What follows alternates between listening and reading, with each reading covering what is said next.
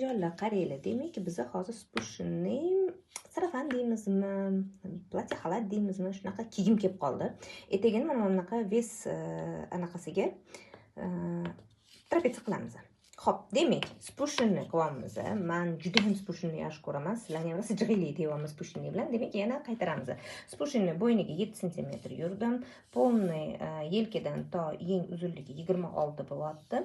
Yeng kengligi 23 bo'lyapti va shu bilan biz bunday qilib tushyapmiz. Xuddi shuni oldiga ko'chirdim, faqatgina 6 qilib tushirib garlavinasini qildim. Sababi yoqali bo'ladi. Bunday chiqqan yoqali bo'ladi. Xuddi mana bu qanaqa bo'lsa, buni ham shunaqa qilib oldim.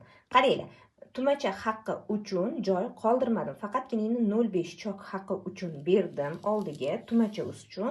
Sababi oldiga alohida planka qilamiz.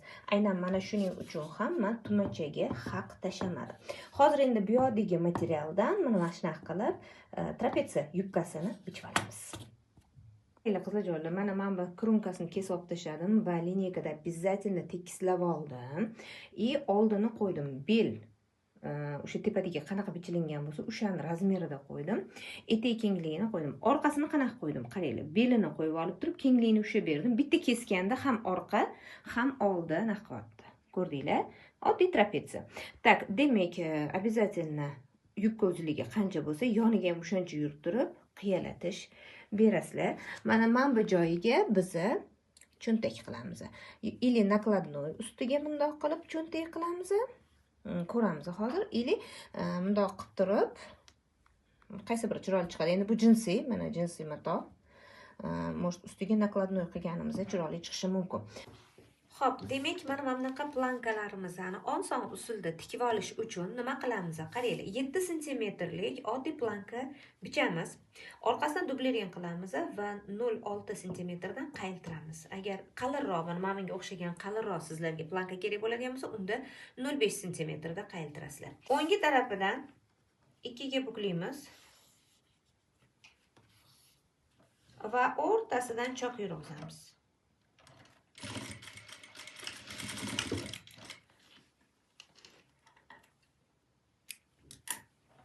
Mana ana endi chiroyli qilib bir-birini ustiga yotqizamiz.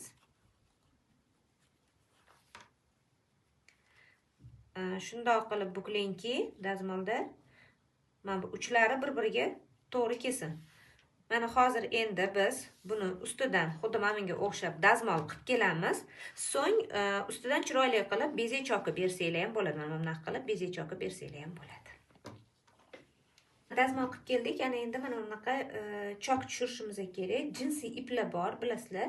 O'sha jinsiy iplardan foydalangan holatida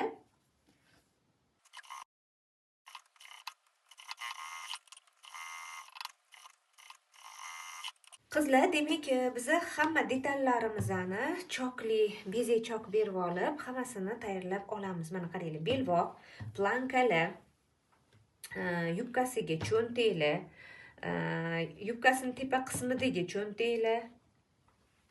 Mana bu cho'ntaklar bo'lsa, mana bu o'sha cho'ntakning ustiga tushadigan klapani. Tushunarli. Demak, hammasini oldin biz o'sha jinsiy ipda tayyorlab olar ekanmiz. Bezak chokli qilib tayyorlab olamiz. Qolgan ishi juda ham oson. U yog'ini ketdik. Qizlar, qaranglar, birinchi bo'lib qiladigan ishimiz, demak, mana cho'ntaklarni qo'yib olamiz. Primerka qilib va plankalarni birgalikda tikib olamiz. Ustidan обязательно bezak choklarni beramiz. Xo'p, undan keyin pasini yubkasi bor, bilasizlar. Mana shu yubkasiga ham cho'ntagini joylashtiramiz, tikib olamiz. Mana. Undan keyin qiladigan ishimiz bularni past qismiga ulaymiz. Mana bunday qilib, demak, bellarini ulab chiqamiz, qizlarjonlar. Bellarni orqasini ham xuddi shunaqa qilib ulab olamiz. Undan so'ng esa bizda mana bunaqa planka bor. Bu belbog' uchun. Mana bunaqa plankamiz bor. Bu belbog' uchun buni ham joylashtiramiz. O'zi mana shu cho'ntakning ichiga bundoq qilib joylashtirib olsa ham bo'lar ekan, bir chiroyli narsa chiqar ekan. Qizlar, tikayotgan jarayonimizda shunaqa qilib olsa ham bo'ladi. Bittasini orqaga qilamiz, ikkitasini yoniga qilamiz. Ya'ni oldiga deganim. ikkitasini oldiga, bittasini esa orqaga qilamiz. Bu o'sha bizning belbog'imiz uchun bo'ladi. Mana bu yerga bitta knopka qilinadi. Mana qizajonlar, demak, bizning bu anaqamiz tayyor bo'ldi. Mana orqasi. Buni ham mana qilib qo'ydim, ko'rdinglar.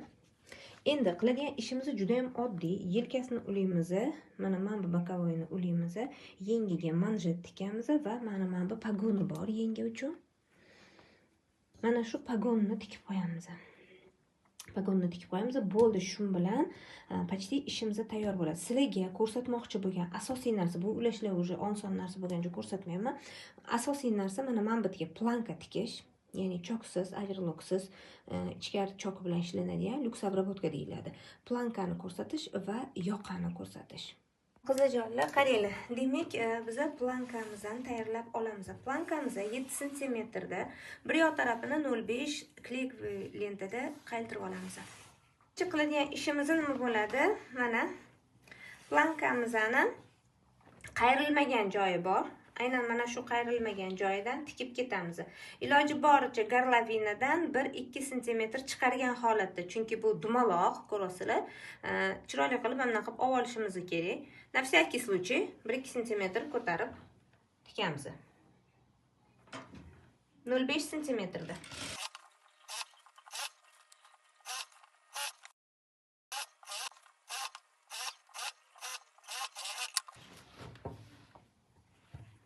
Ortiqcha plankani kesib tashlaymiz. Endi qiladigan ishimiz nima bo'ladi? Qizajonlar, mana bu chokini ko'rasizlar. Shuni qayrilgan joyini chokiga qo'yamiz. Mana, prям chokiga qo'yamiz. Mana shu yerdan tikib ketamiz.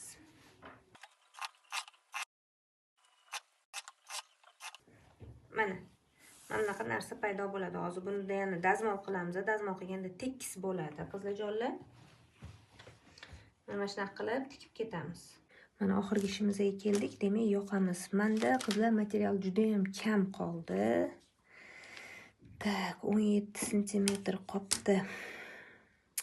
Shunga rosa o'ylanibman. Ham keyin mana bunaqasiga ham juda ham kam qolganda 25.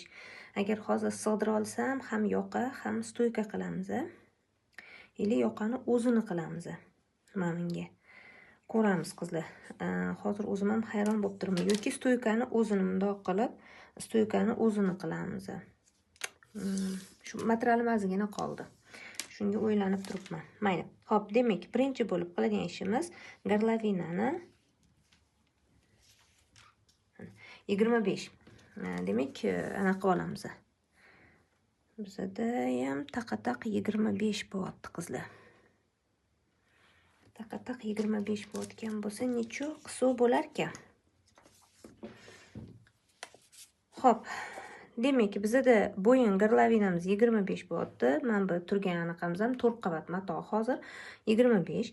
Demak, biz 4,5 sm stoyka uchun chiqamiz.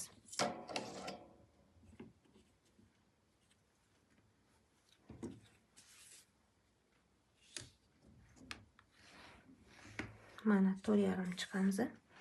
Pastdan tepaga 2,5 sm chiqqan holatida, mana 2,5 sm chiqqan holatida. Hop, 2,5 chiqqan holatida mana bundoq qilib yoqamizni chizib olamiz.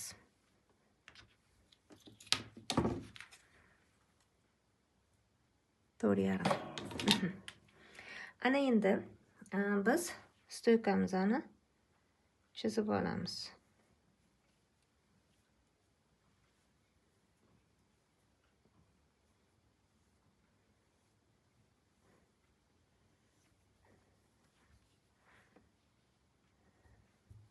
Bo'ldi.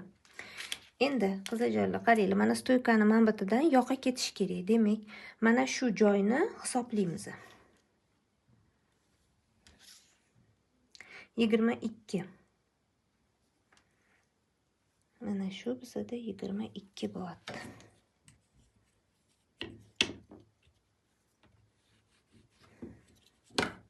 Xo'p.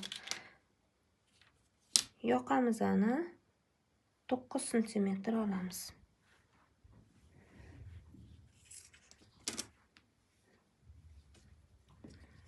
Bukluv tarafdan 2,5 santimetr chiqamiz.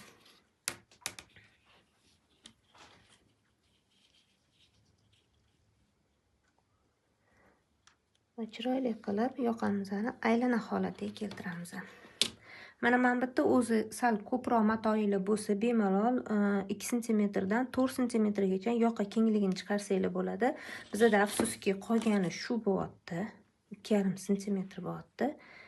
Shuning uchun biz bunday qilib chiqaramiz.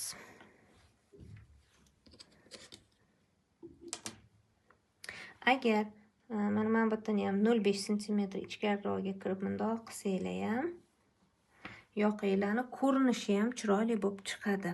Bu endi o'zinglarning xohishinglar. Xohlasanglar shunaqa qilsanglar ham bo'ladi. O'zini shundoq tekis olib qo'ysanglar ham bo'laveradi. Demak, mana bu qayrilgan joyidan yana bitta tekshirib olamiz. 22 santimetr bo'lishi kerak.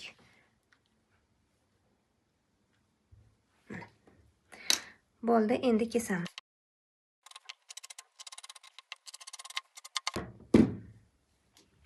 Mana qizlar, bizlarning yoqamiz tayyor bo'ldi. Mana shu tayyor holati. Ana endi buni yoqaga qanday qilib ulash kerak? Bo'yin o'yindagi shuni ko'rsataman. Xo'p, qizlarjonlar, mana biz yoqamizni tikib oldik. Bezechoklarini berib oldik. Stoykaga bezechok bermadik hali. Mana ko'rasizlar, rasechkalar berib qo'yganman.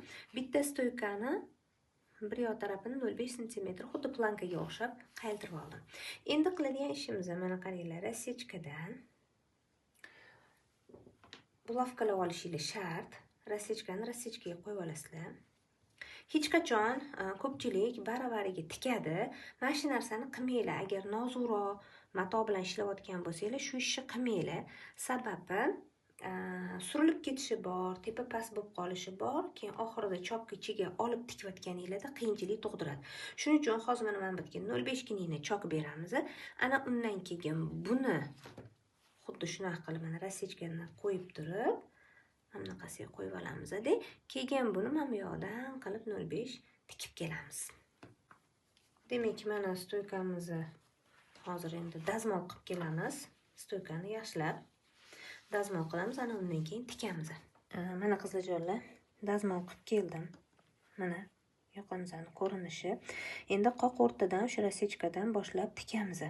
0,5 santimetrda.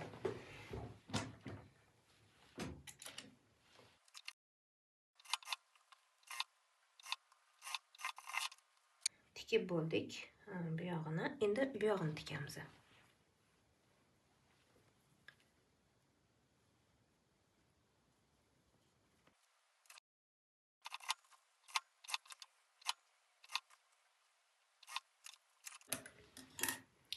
Bo'ldi, mana tikib oldik.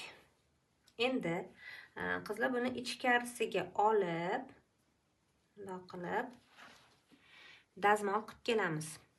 Mana. Buni keyin qiladigan ishimiz mana shunday ichkarisiga olib, mana shu bukluv joyini mana bu chokiga qo'yib turib 0,1 santimetrda tikib ketishimiz kerak. Shuning uchun oldin dazmol qilib kelsak, mana bunaqa mahkam bo'lib qotib beradi. Ungacha esa обязательно mana bu choklarni tozalab, yaxshilab chiska qilib tashlaymiz. Mana qizlar, dazmol qilib keldik. Ko'ryapsizlar, qanaqa akkuratni chiqyapti. Hamma narsani bitta chok, bitta dazmol qilsanglar, rosa chiroyli chiqadi. Ana endi qiladigan ishimiz mana mashitdan shunday 0,1 chok beramiz. So'ng bezechokini xohlasangiz bersa ham bo'ladi, bermasa ham bo'ladi, o'zingizlarning xohishinglar.